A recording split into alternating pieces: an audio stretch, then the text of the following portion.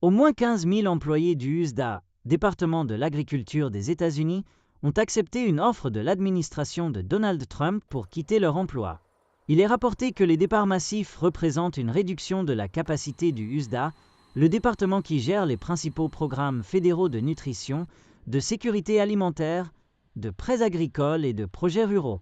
Lors du premier tour de démission, qui a commencé en janvier, 3 877 employés ont postulé, tandis que lors du deuxième tour, 11 305 ont accepté l'offre.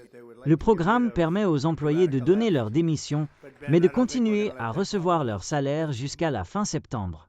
Le porte-parole du USDA, Seth Christensen, a également confirmé les chiffres dans un courriel officiel, écrit Politico, relayé par BuzzPlus. Les démissions représentent environ 15% de la main-d'œuvre totale du USDA et le département prévoit de réduire jusqu'à 30 000 postes, y compris les réductions planifiées et obligatoires. De nombreux employés disent avoir pris la difficile décision de partir parce qu'ils ne veulent plus travailler dans ce qu'ils qualifient de climat de surveillance et de peur. Il est rapporté que l'administration Trump a déjà licencié des milliers d'employés en période d'essai, qu'elle a ensuite cherché à réembaucher.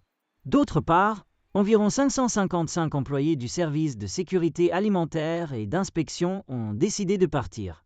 Plus de 1000 employés de l'Agence de services agricoles et des bureaux de comté quitteront également leur emploi, bien que la secrétaire à l'agriculture, Brooke Rollins, ait déclaré que leur démission ne serait pas acceptée. 2408 employés du service de conservation des ressources naturelles partent également, qui aide les agriculteurs à gérer la terre et le bétail.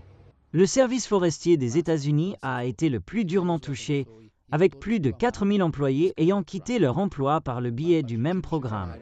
L'administration Trump a déjà annoncé des réductions dans le budget du service forestier et le transfert de ses responsabilités concernant les incendies à une nouvelle agence fédérale d'ici 2026.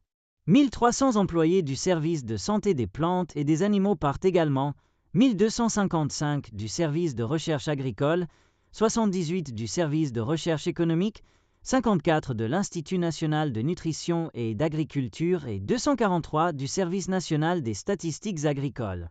Au moins 498 employés quittent le service de nutrition et d'alimentation, qui gère 16 programmes alimentaires, y compris le programme d'aide alimentaire supplémentaire, SNAP, qui sert plus de 40 millions d'Américains, les programmes de repas scolaires et les fonds d'État pour les banques alimentaires. Les départs sont également observés dans les bureaux régionaux.